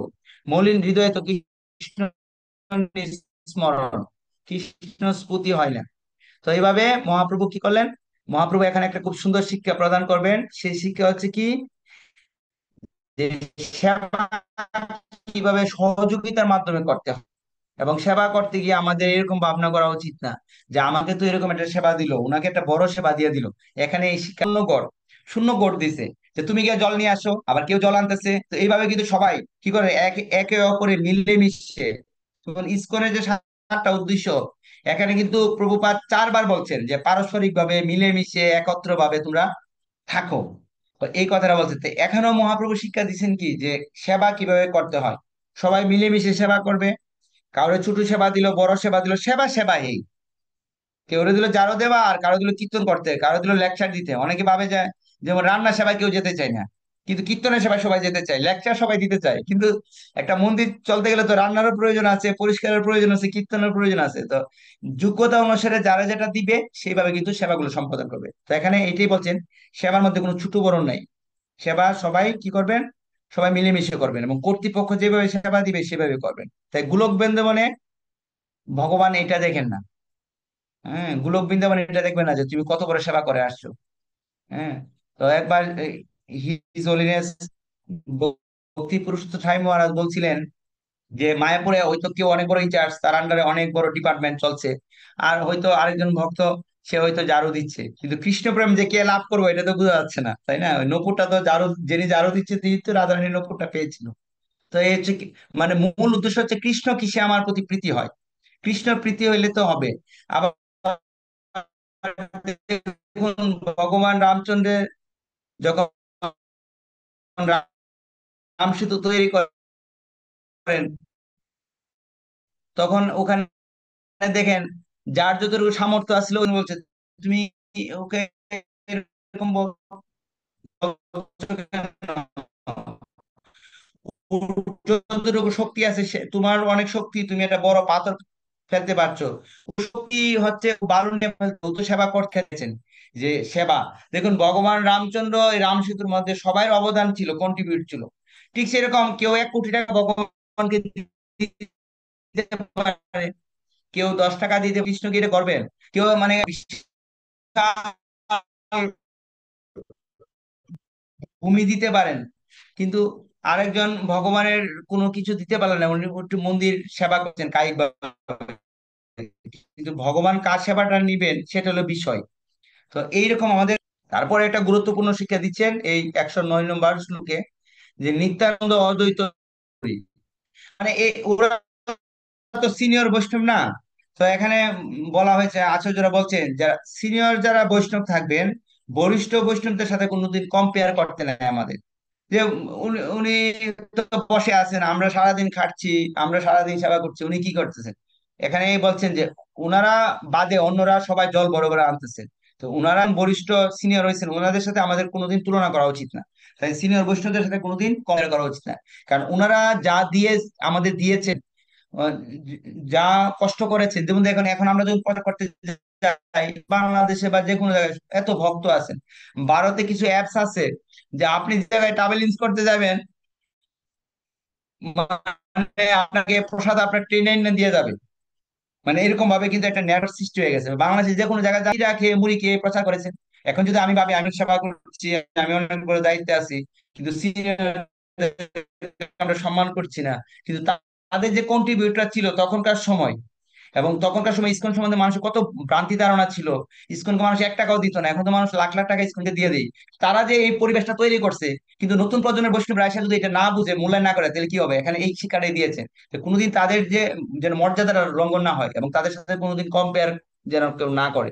কারণ তা ওনারা আমাদেরকে অনেক কিছু দিয়েছেন, আর ওনাদের উপর বর দিয়ে আমরা এখন চলতেছি। তো এটা যেন আমরা কখনো ভুলে না যাই, এই শিক্ষাটাই এখানে মহাপ্রভু এখানে এই শিক্ষাটা দিলেন, যে তাদের সাথে যেন আমরা কখনো কম্পেয়ার না করি। তো এভাবে মহাপ্রভু আমাদেরকে এভাবে শিক্ষা উনি প্রদান করলেন। তো এভাবে প্রদান করতে করতে তারপরে কি হলো, এই যে ভগবানের সেবা, এই ভগবানের সেবা করতে করতে এই জায়গাটা একটা কৃষ্ণময় হয়ে গেলেন। সবাই খালি কৃষ্ণ কৃষ্ণ, কৃষ্ণধ্বনি হরিধ্বনি এরকম ভাবে বলতে লাগলেন। তো এইভাবে শুধু সব দিকে খালি শোনা যাচ্ছিল কৃষ্ণ কৃষ্ণ কৃষ্ণ, মানে সবাই কৃষ্ণময় হয়ে গেলেন। তো আমরা যখন না, আমরা ইসকনে কি, আমরা ইসকনের ভক্তরা কি বলি? হরে কৃষ্ণ। যখন জগন্নাথ পুরী যাবেন সবাই বলে জয় জগন্নাথ। আপনি রিস্কাকে ডাক দিচ্ছেন বৃন্দাবন বলে, রাধে রাধে এরকম বলে, কিন্তু কেউ কিন্তু বলে না এই রিস্কাওয়ালা কি, এরকম কিন্তু ডাক দেয় না। তো সেরকম গুজরাটিরা বলে জয় শ্রীকৃষ্ণ। তো এরকম ভাবে কিন্তু মানে আমাদের ভাষাটাও কৃষ্ণময় হয়ে যাবে। আমরা যখন সেবা করব বা চিন্তা করবো, সবকিছু যেন আমাদের মধ্যে কৃষ্ণ ভাবনা থাকে। এখানে এইটাই, এই পরিবেশটা এখানে সৃষ্টি হয়ে গেল দিব্য ভাবে। তো এইভাবে করতে করতে কোথায় আমরা চলে গেলাম? আমরা এখন চলে গেছি কোথায়, যে মহাপ্রভু দেখলেন যে এখানে তো অনেকেই সেবা করেছে, আবার অনেকে ফাঁকি দিয়েছেন। যে ইনচার্জ থাকবে সে কিন্তু এটা লক্ষ্য করে যে একটা যখন ফেস্টিভ্যালে কিছু কিছু কিছু ভক্তরা আছে কি ফাঁকি দেয়, মানে সেবা করতে আনলো, যখন ইনচার্জ চলে গেল সে তাস করে দৌড় দিয়ে অন্য জায়গায় চলে গেল। তো মহাপ্রভু এখানে কি করলেন, যারা সুন্দর সেবা করছে ওদেরকে খুব প্রশংসা করলেন, যে সেবা করবে তাকে প্রশংসা করতে হবে, আর যে ফাঁকি রেখে দিছে মহাপ্রভু তাকে ভর্ৎসনা করলেন। কিন্তু বর্ষণাটা কিভাবে করছেন, এরকম বর্ষণা না যে সে একবার মন্দিরে আসলো এমন বর্ষণা করা হলো সে জীবন আর মন্দির আসবে না, মন্দির ছেড়ে দিবে, এরকম না। এখানে বলছেন যে পবিত্র বর্ষণা, বর্ষণাটা পবিত্র হবে, অনেক সুন্দর। তো মহাপ্রভু এখানে কি বর্ষণা করলো, মহাপ্রভু এখানে বর্ণনা করছেন, বাহ, যিনি ভালো সেবা করে নাই ওকে মহাপ্রভু কিভাবে বলছে দেখেন। মহাপ্রভু বলছিলেন তুমি খুব ভালো ভালো করেছো, অন্যদের তুমি শেখাও যাতে তারাও এরকম ভালোভাবে কাজ করতে পারে। কিন্তু সে কিন্তু ভালোভাবে কাজ করে নাই, ওকে গিয়ে মহাপ্রভু কি বলছেন যে তুমি এত সুন্দর সেবা করছো, তুমি সবাই শিখাও তোমার সেবাটা তুমি যে করছো। কিন্তু সে মনে মনে ভাবতেছে তো আমি এত ভালো করে সেবা করি না, কিন্তু মহাপ্রভু এটা আমাকে এভাবে বললেন। তো সে হৃদয়ে একটা লজ্জা পেলেন মনে মনে যে আমাকে এখন ভালো করে করবে। তখন যিনি সেবা ভালো করে করছে না, মহাপ্রভুর এই কথা শুনে তারাও ভালোভাবে সেবা করতে লাগলেন।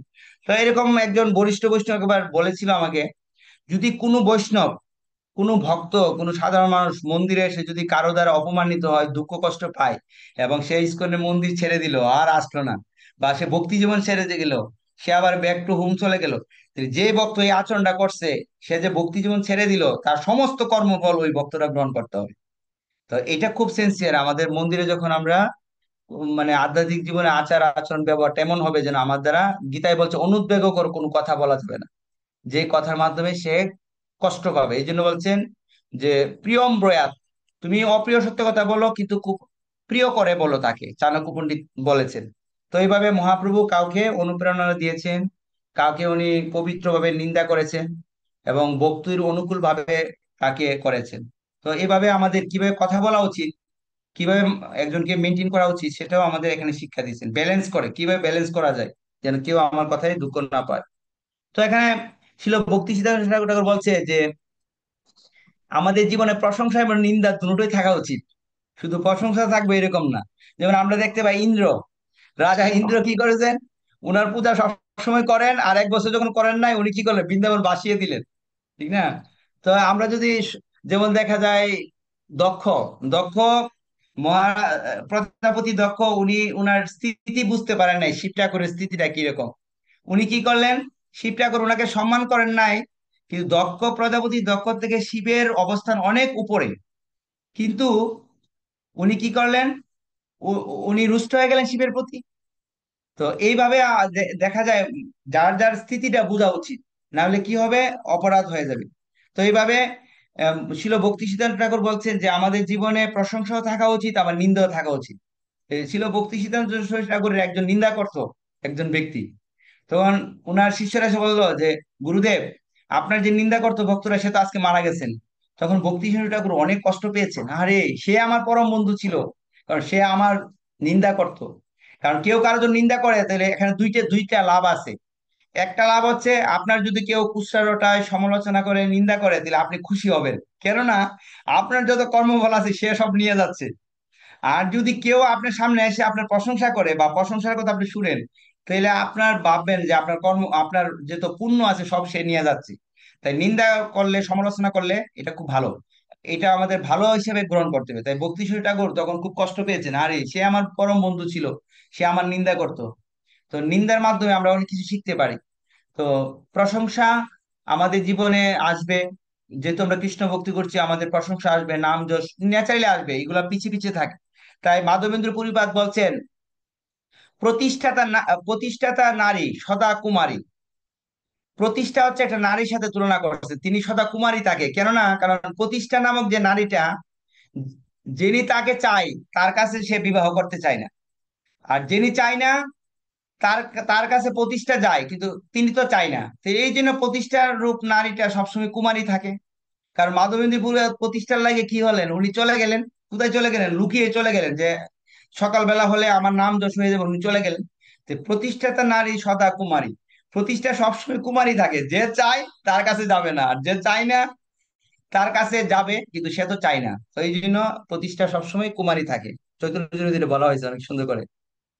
তো এইভাবে মহাপ্রভু আহ শিক্ষা প্রদান করলেন, করে করে মহাপ্রভু কোথায় গেলেন, তারপরে মহাপ্রভু চলে গেলেন। আমরা সময় যেহেতু অল্প আমি একটু দ্রুত যাচ্ছি।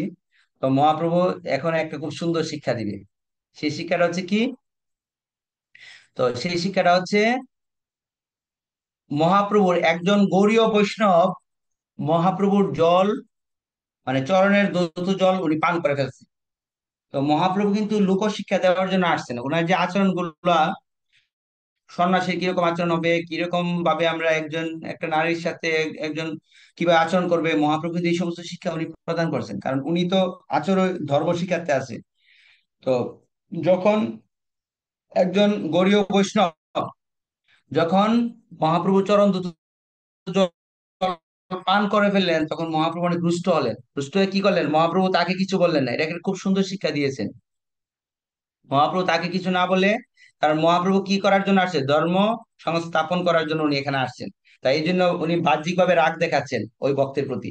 তখন উনি মহাপ্রভু কি বললেন, মহাপ্রভু জনসাধারণকে শিক্ষা দেওয়ার জন্য তিনি, মানে মহাপ্রভু জনসাধারণ শিক্ষা দেওয়ার জন্য কি করলেন, স্বরূপ দামোদরকে ডেকে আনলেন, যে তোমার গৌড়ীয় বৈষ্ণবের ব্যবহার দেখো কিরকম, ভগবানের মন্দিরে সে আমার পা ধোয়ালো, তারপর সেই জল সে পান করলো।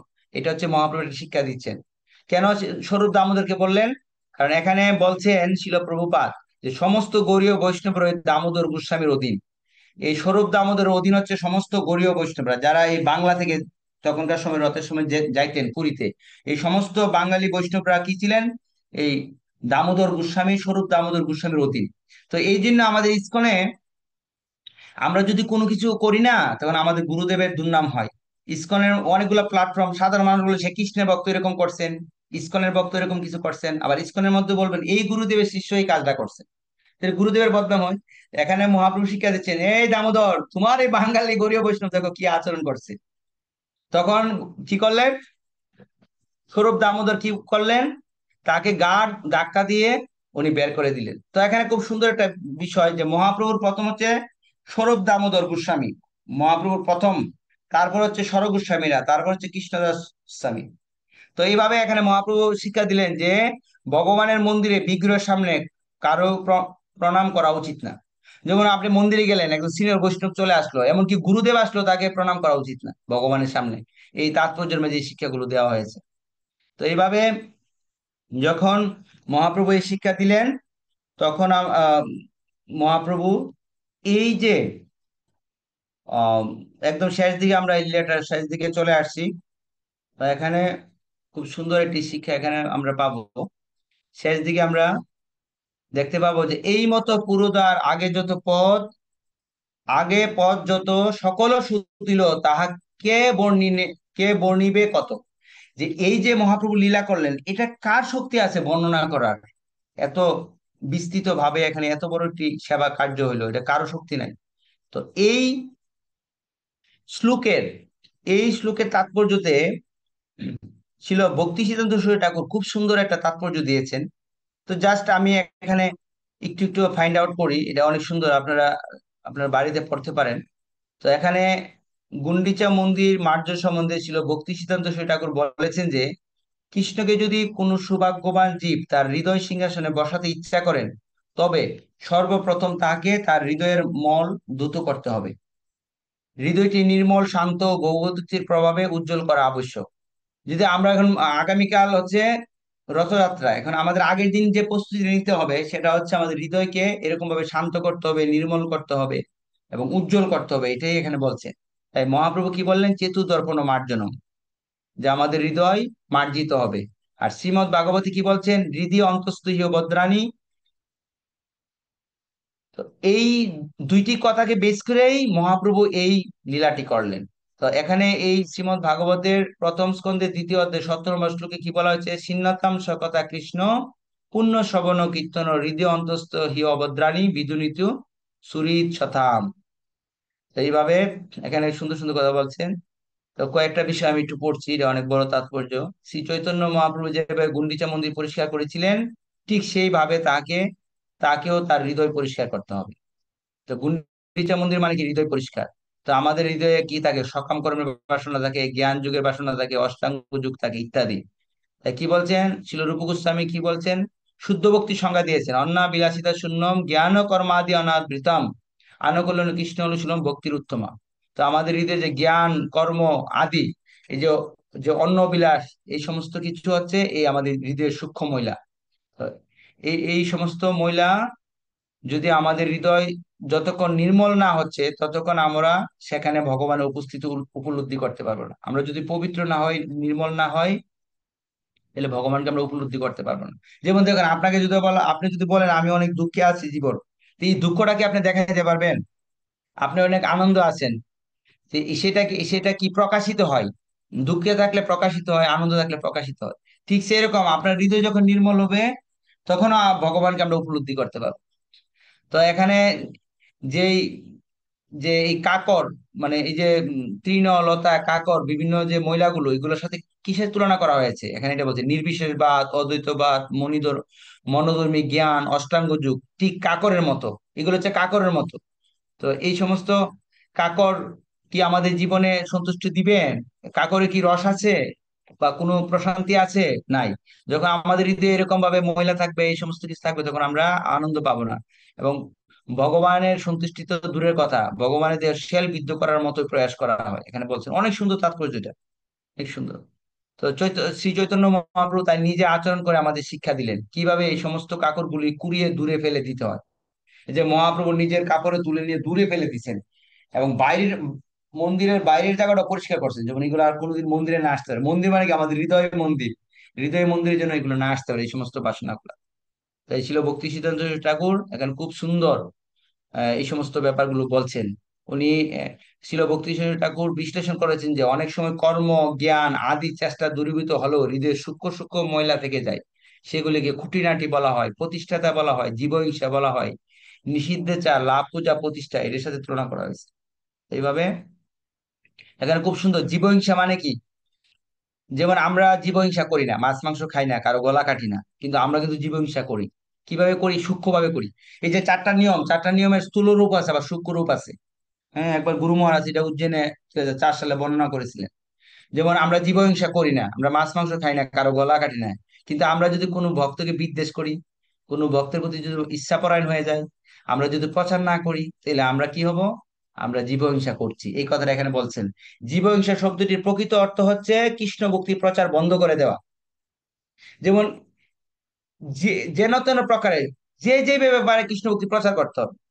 বৈদিক কালচার ওয়ার্ল্ড, এখানে 10 জন বক্তা থাকুক, 5 জনই থাকুক, সেটা বড় কথা না। আমরা যদি 5 জনে যদি এই বিষয়টা বুঝতে পারি, তাহলে আমাদের সার্থকতা।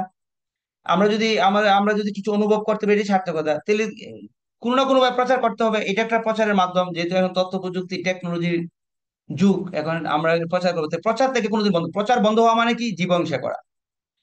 এই একটা গ্রুপ চালানো বা এই সমস্ত কিছু করা, মেসেজ দেওয়া, যোগাযোগ করা, একটা বিজ্ঞাপন তৈরি করা, বৈষ্ণবদেরকে নিমন্ত্রণ করা, আবার টেকনোলজিতে বৈষ্ণবরা অনেক সময় মিসিং হয়ে যায়, আবার আরেকজন কাকে দিয়ে ক্লাস দেওয়া।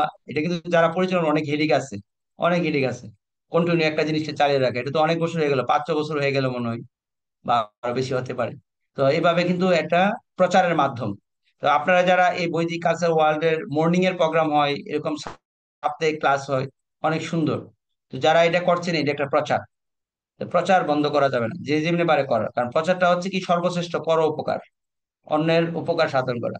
তো যিনি শ্রবণ করবেন ওনারও মঙ্গল হবে, যিনি কীর্তন করবেন ওনারও মঙ্গল হবে। তো উভয়ের মঙ্গল হবে, যারা এই আয়োজন করছেন তাদেরও মঙ্গল হবে। তো এইভাবে এই কৃষ্ণ ভক্তি কখনো প্রচার থেকে আমরা বিচ্ছিন্ন হতে পারি না। তো এই যে তাৎপর্যের লাস্টের দিকে আমরা চলে আসছি, তো এইভাবে একবার বহুদিনের সঞ্চিত বড় বড় কাকর, তৃণ, ধূলিরাশি প্রভৃতি জারো দিয়ে ফেলে দেওয়ার পর শ্রী চৈতন্য মহাপ্রভু দুবার করে মন্দিরের সর্বোত্তম মার্জন প্রক্ষালন করলেন। তো কেন? মহাপ্রভু একবার পরিষ্কার তো হয়ে গেল, আবার কেন করবে? আমরা কি একটা ঘর একবার পরিষ্কার করার পরে, জারো দেওয়ার পরে, মুছার পরে আবার করব? কিন্তু মহাপ্রভু আবার করলেন। এর মাধ্যমে শিক্ষা দিচ্ছেন যে আমাদের হৃদয়ে সূক্ষ্ম সূক্ষ্ম আরো বাসনা আছেন, যেগুলা এরকম ভাবে পরিষ্কারে যায় নাই। এই জন্য মহাপ্রভু আবার দ্বিতীয়বার সেটা পরিষ্কার করলেন, যেন আমাদের হৃদয় থেকে এই সমস্ত বাসনা চলে যায়। তো এইভাবে কি হবে? আমাদের আমাদের হৃদয় শান্ত হবে এবং সুশীতল হবে। তো এইভাবে সুশীতল হইলে, তো আমরা কি করতে পারবো? ভগবানকে আমরা অনুভব করতে পারবো। সেই শিক্ষাই মহাপ্রভু দিয়েছেন। এবং মহাপ্রভু যারা সুন্দর করে সেবা করেছে তাদেরকে প্রশংসা করেছেন, আর যারা ঠিক মতো সেবা করে না তাদেরকে পবিত্র বর্ষনা করেন। দেখেন, বর্ষনার সাথে পবিত্র কথা যোগ দিয়েছেন, মানে তাদেরকে মিষ্টি করে, খুব কৌশল করে তাদেরকে সুন্দর সুন্দর করে সেবা করিয়েছেন। তো যারা একটা অফিসের বস, মন্দিরের ইনচার্জ, গৃহের প্রধান, তারাও এই কৌশলগুলো নিতে হবে। যে গৃহের একজন একটা ভুল করলো, হঠাৎ করে তাকে এত বকাঝোকা করা হলো, ই করা হলো, তার মন খারাপ হয়ে গেল, বা সে মন্দিরতে চলে গেল, তো মহাপ্রভু এই শিক্ষাগুলো দিয়েছেন। কারণ সেবা তো সবাই ভালোভাবে করবে না, সবাই তো আর পারফেক্ট না। এবং রাধারানী সেই কার্যটাই করেন।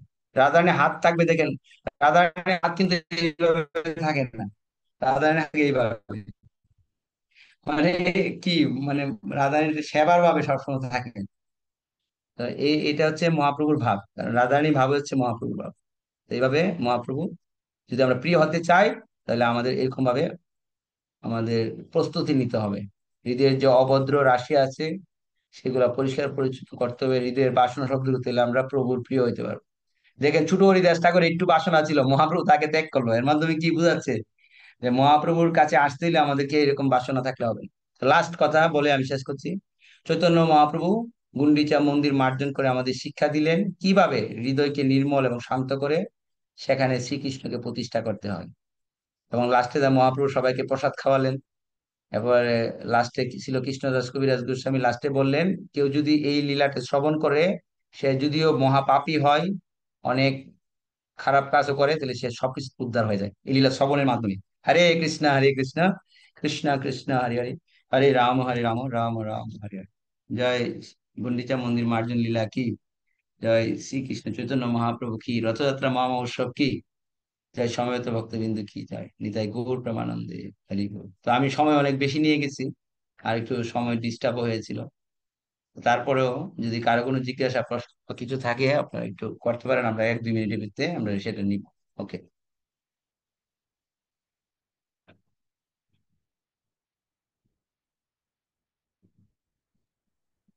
প্রভু, হরে কৃষ্ণ। আপনার শ্রীচরণে হরে অনন্ত কৃষ্ণ। কোটি দণ্ডবত প্রণাম গ্রহণ করুন প্রভু। আপনি একটা জায়গায় খুব সংক্ষিপ্ত করে এসেছেন। ওই শ্লোকটায় তাৎপর্য সুন্দর করে লেখা ছিল যে মন্দিরে বিগ্রহের সামনে আহ, প্রণাম গ্রহণ করা উচিত নয়। আহ, সেই শ্লোকটায় আমার মানে রয়ে গেছে, মানে জানার জন্য খুব আগ্রহ বা ইচ্ছা রয়ে গেছে। ওই জায়গাটা একটু যদি প্রভু আপনি একটু হাইলাইটস করতেন।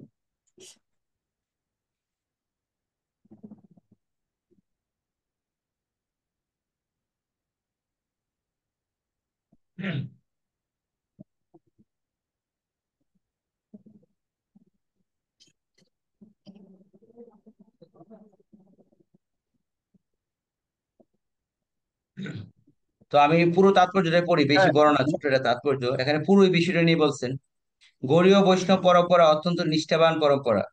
শ্রী চৈতন্য মহাপ্রভুর ব্যক্তিগত সচিব ছিলেন শ্রী স্বরূপ দামোদর গোস্বামী, তার পরবর্তী ভক্ত গোষ্ঠী হচ্ছেন স্বর গোস্বামী, তারপর কৃষ্ণদাস কবিরাজ গোস্বামী। শ্রী চৈতন্য মহাপ্রভু দ্বারা এই পরম্পরা অনুগমন করা অত্যন্ত প্রয়োজন। ভগবানের সেবা করার সময় অনেক অপরাধ হতে পারে, যেটাকে বলে সেবা অপরাধ। সেই সমস্ত সেবা অপরাধ ভক্তিরস সিন্ধু, হরিভক্তি বিলাস এবং অন্যান্য গ্রন্থে বর্ণিত হয়েছে। শাস্ত্রের বিধি অনুসারে ভগবানের মন্দিরে শ্রীবিগ্রহের সামনে কারোই প্রণাম করা উচিত নয়।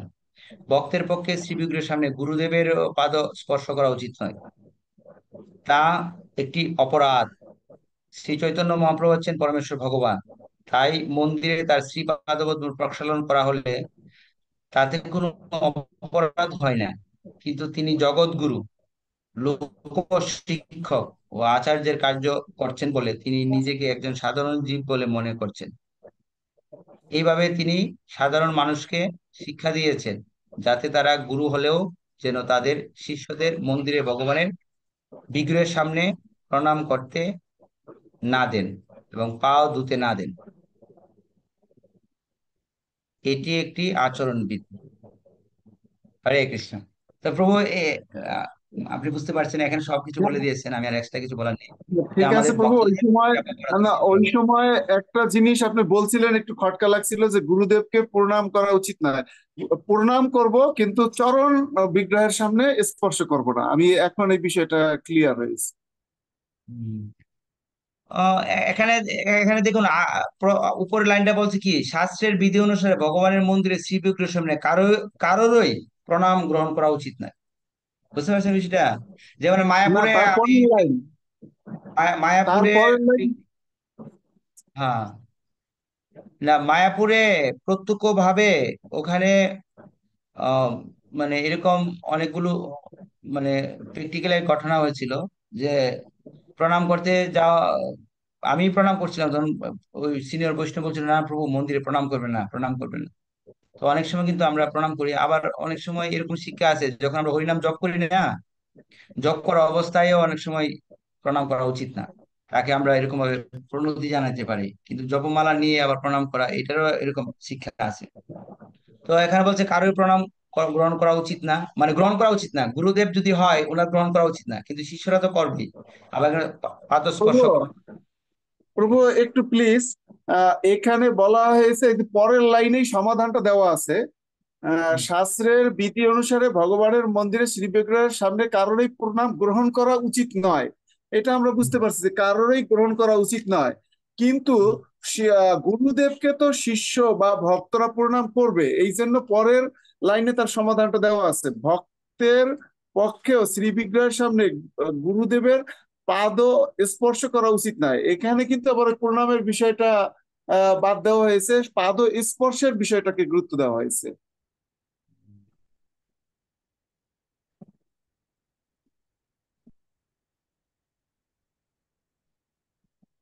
সেটাই, এটাই শিক্ষাটা এখানে, এটাই শিক্ষা দেওয়া হয়েছে এখানের মধ্যে।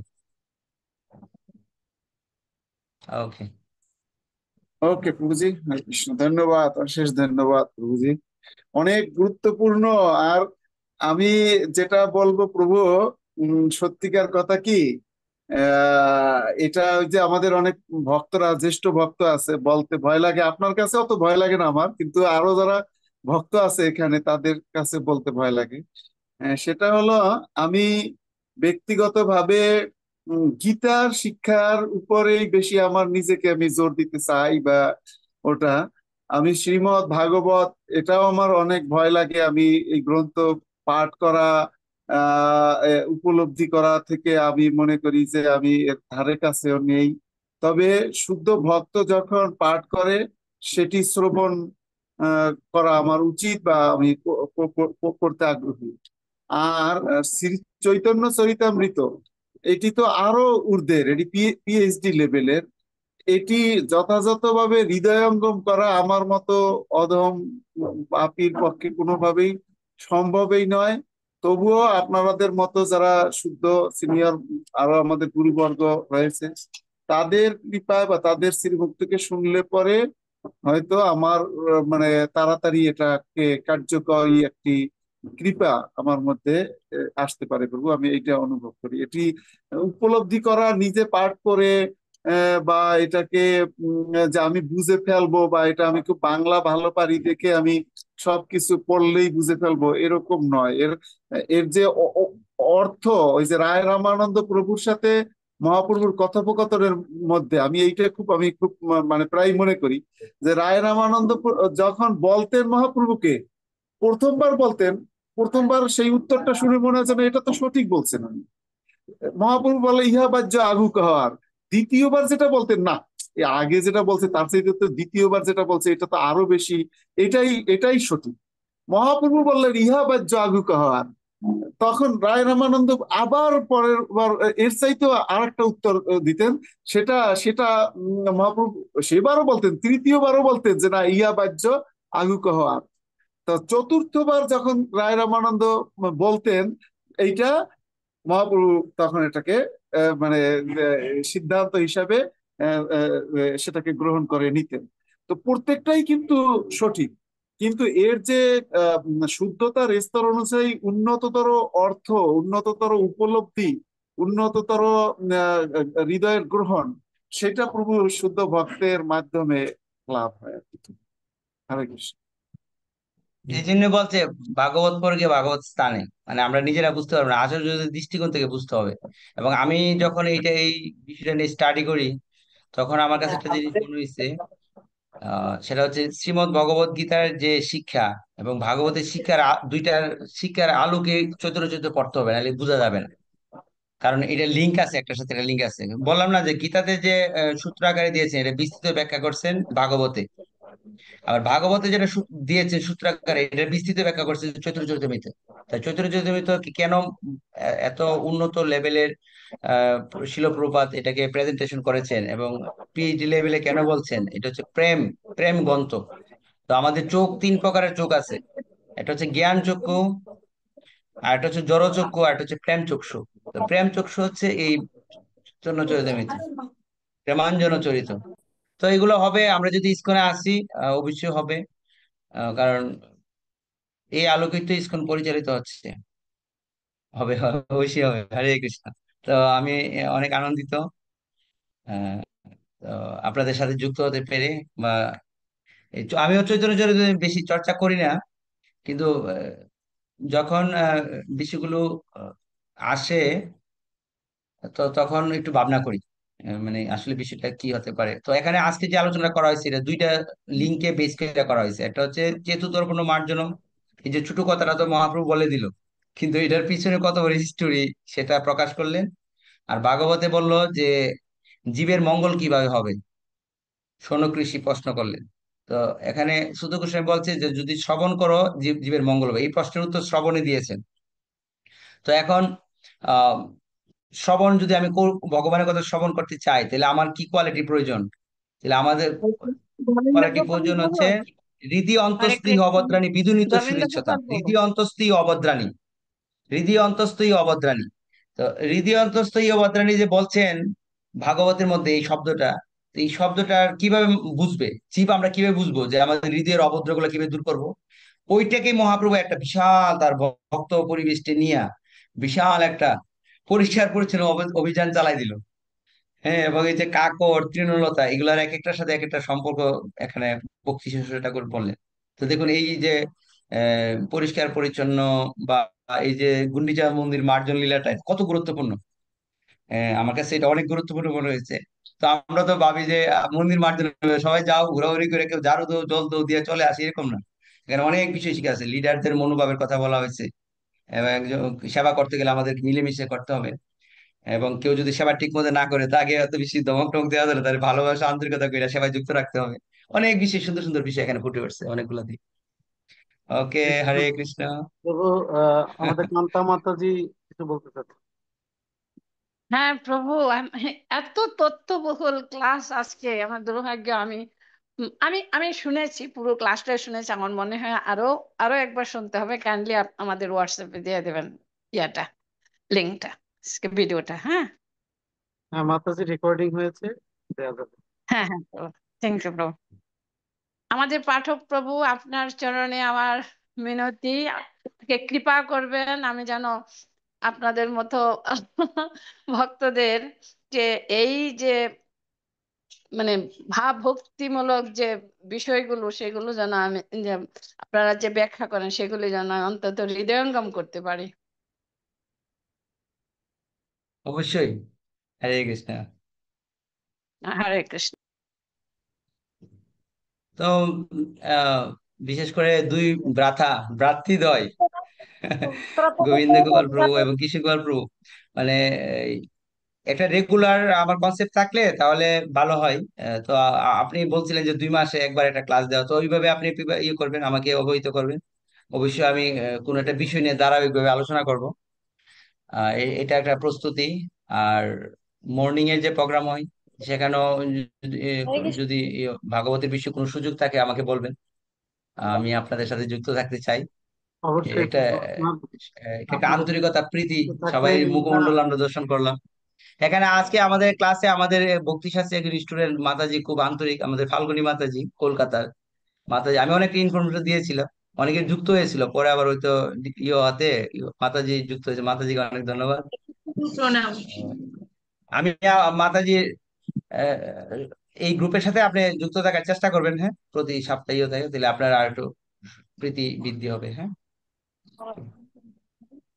মাতাজি, আমাদের আমাদের প্রতিদিন সকাল 5:30টায় জব ক্লাস হয়, আর 6:30 থেকে ভাগবত পাঠ হয়, এবং একটু ভিন্ন ভিন্ন প্রোগ্রাম আছে। ভারতীয় সময় 5টা শিল প্রভুপাদের সাথে জব।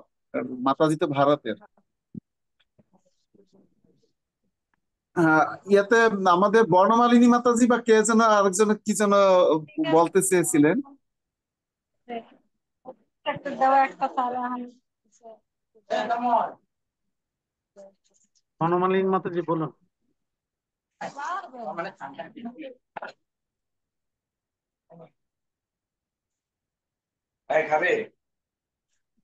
হরে কৃষ্ণ। মাতাজি হয়তো এই আনমিউট আছে, এই জন্য সাউন্ড এসেছে। অন্য কারো কারো যদি কোনো কিছু জিজ্ঞাসা থাকে।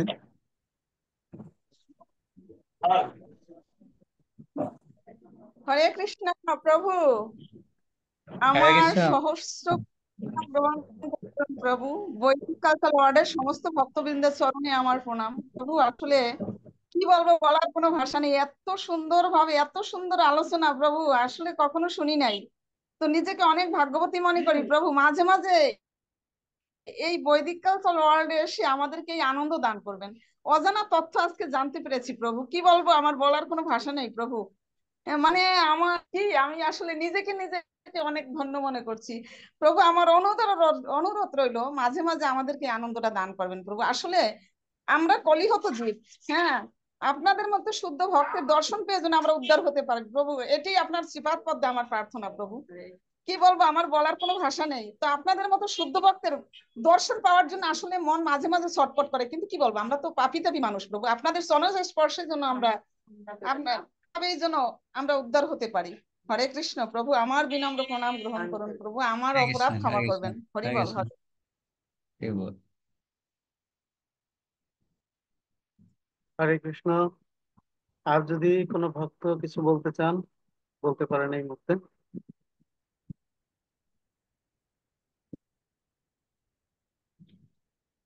তো আমি সর্বশেষ বলি, আজকের যে ক্লাসটি বিশেষ করে অনেক তথ্যবহুল ছিল এবং আমাদের প্রবীর প্রভু সেগুলো সুন্দরভাবে আমাদেরকে হৃদয়গ্রাহী করে আহ, আমাদেরকে ব্যক্ত করেছেন। আমি কিছু নোট করেছি এই পাঠের মধ্যে, তো যেগুলো খুবই গুরুত্বপূর্ণ কথাগুলো, এবং সেটা আমাদের জীবনে যদি আমরা প্রয়োগ করতে পারি তাহলে আমাদের জীবন সত্যি সত্যিই ধন্য হবে।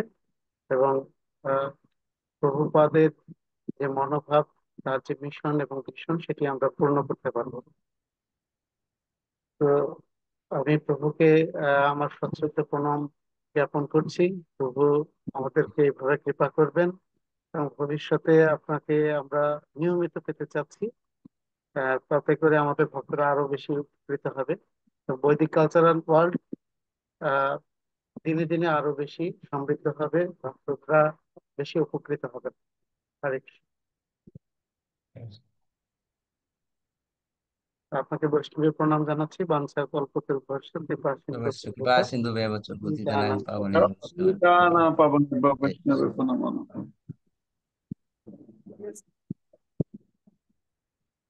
শুভরাত্রি সকলকে। হরে কৃষ্ণ। মাতাজি, ফাল্গুনী মাতাজি, আপনি আমাদের সাথে যুক্ত হয়েছেন, এজন্য আপনাকে অসংখ্য ধন্যবাদ। ভবিষ্যতে যুক্ত থাকবেন আমাদের সাথে। প্রতি মঙ্গলবারে এই ক্লাসটা হয়, আর প্রতিদিন সকালে আমাদের আহ ভারতীয় সময় 5টায় জব ক্লাস, 6টা পর্যন্ত সেটি চলে এবং 6টার পর ভাগবতীয় তার ভাগবত থেকে পাঠ হয়। আমাদের শ্রীপাদ গোপাল গুরু প্রভু নিয়মিত পাঠ করছেন।